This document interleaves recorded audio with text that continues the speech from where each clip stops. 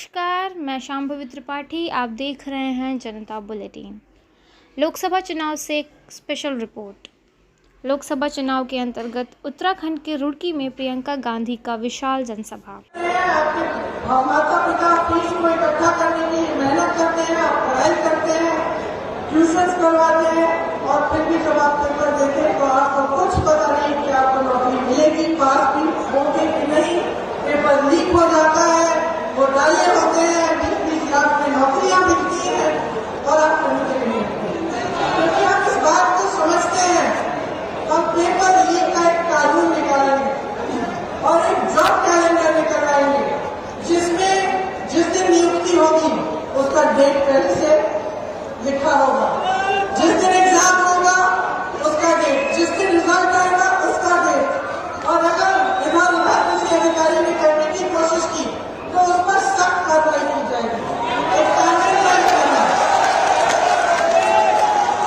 आपके प्रदेश में बहुत बदलाव होता है। रवि रामनगर में थी, वहां में कह रही थी, दिल्ली में उत्तराखंडी लोग बहुत हैं जो दिल्ली में काम कर रहे हैं और विदेश में भी, और वो इसलिए पलायन करके वहां जा रहे हैं क्योंकि यहाँ पे रोजगार नहीं मिल रहा है और वहाँ मुश्किलों संघर्ष का जीवन है। अपने पूरे परिवार को कोई ला पाता है, कोई नहीं ला पाता, किसी को अपने परिवार को छोड़ के वहां जाना पड़ता है। साल में मात्र 1-2 बार घर आने को मिलता है, घर आने को मिलता भी है तो मुश्किलों का सामना करना पड़ता है क्योंकि यहाँ बहुत संघर्ष है। तो पलायन को रोकने के लिए कांग्रेस पार्टी चाहती है कि उत्तराखंड में जो पर्यटन की स्कीम्स है और जो पर्यटन को बढ़ावे देने के लिए जो स्कीम्स है वो बनाई जाए और हम चाहते हैं कि यहाँ की खेती को मजबूत किया जाए। तो यहाँ पे जो बंजर वादियां हैं उनमें क्लस्टर फार्मिंग के लिए हम इंतजाम कराना चाहते हैं और यहाँ की जो जमीन के जो कानून है उनको मजबूत बनाना चाहते हैं। तो जैसे हिमाचल प्रदेश में आपके जैसा प्रदेश है, पहाड़ों का इलाका है, वहाँ पे क्लस्टर फार्मिंग के जरिए आजकल हल्दी, सेब, मशरूम वहाँ उगाया जाता है और वहाँ से आयात निर्यात किया जाता है। तो उसी तरह से हम यहाँ कराना चाहते हैं।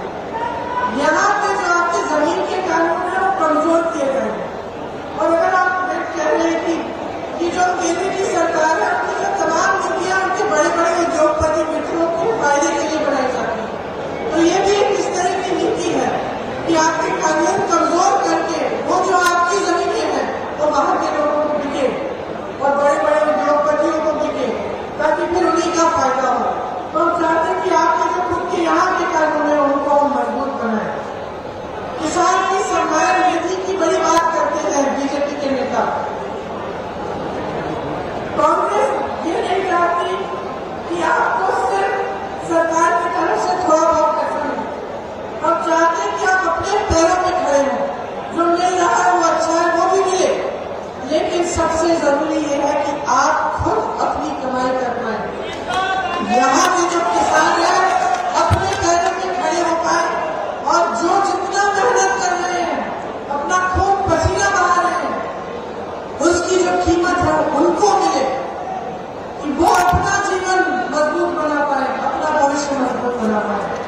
इसलिए हम चाहते हैं और हम करके दिखाएंगे कि MSP एक कानून बन जाए।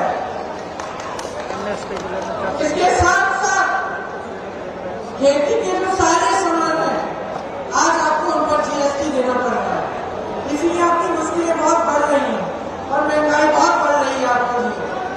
हम सारे किसानों के जो सामान हैं जिन पर आज GST है उन सबको GST मुक्त करेंगे। आपने देखा होगा, पता नहीं आपने सुना है कि नहीं, लेकिन जो गिने बड़े उद्योगपति मित्र हैं प्रधानमंत्री जी के, उनको आपको मालूम है कितना लोन माफ किया गया है? बताइए कितना लोन माफ किया गया है? 16,000 करोड़ रुपए लोन माफ किए हैं उनके। आपने देखा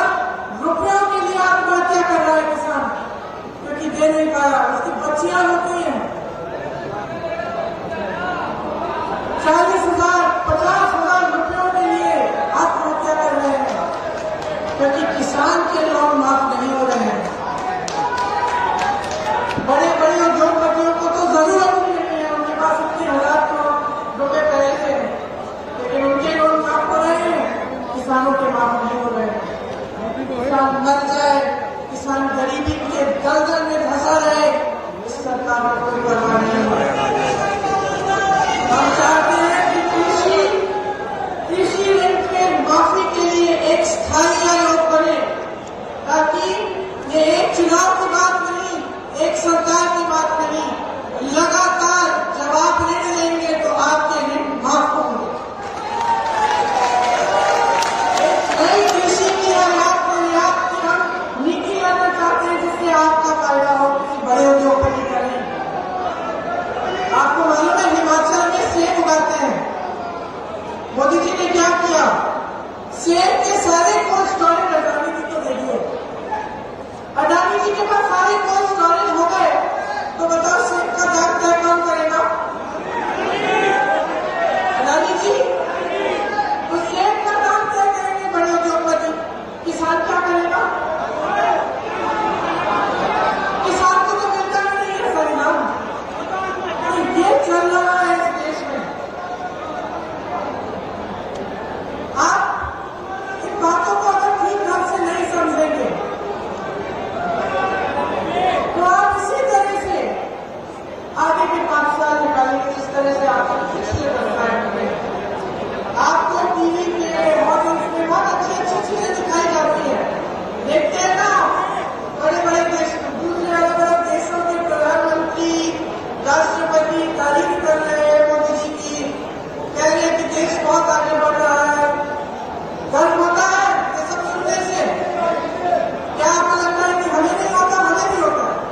हम भी खुश होते हैं कि हमारे देश की तारीफ हो रही है, लेकिन हम असलियत को नहीं भूल रहे हैं। असलियत ये है कि आप देश की जनता हो और आपका जीवन संघर्षों से भरा हुआ है। आप महंगाई का सामना कर नहीं पा रहे हो, किसान ऋण के दलदल में फंसा हुआ है। ये भी सच्चाई है। इस सच्चाई को नकारा क्यों जा रहा है? ये सच्चाई आपको टीवी पे क्यों नहीं दिखती? हाँ? कितना बार आपको मालूम है कि हमारे देश की मीडिया 90% से अधिक बड़े उद्योगपतियों की है, कंपनियां ही बड़े उद्योगपतियों की है। तो आपको सच्चाई कहाँ दिखाएगा? मोदी जी आते हैं मंच में वही कहते हैं जो 5 साल पहले कहा।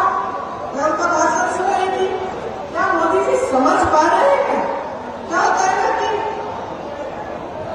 अब हमारे इतने खुश हो गए राजनीति में, बहुत प्रधानमंत्री देखे हैं हमने, सत्ता देखी है, बहुत मंत्रियों को देखा है, कांग्रेस के मंत्री देखे हैं, भाजपा के देखे हैं, अन्य प्रधानमंत्री देखे हैं। तो क्या होता है कि जब कोई सत्ता में रहता है, सत्ता बहुत ज्यादा होती है उसके पास, तो लोग सच्चाई बताने से डरते हैं कि नहीं? अरे आप प्रधानमंत्री की क्या बात कर रहे हैं?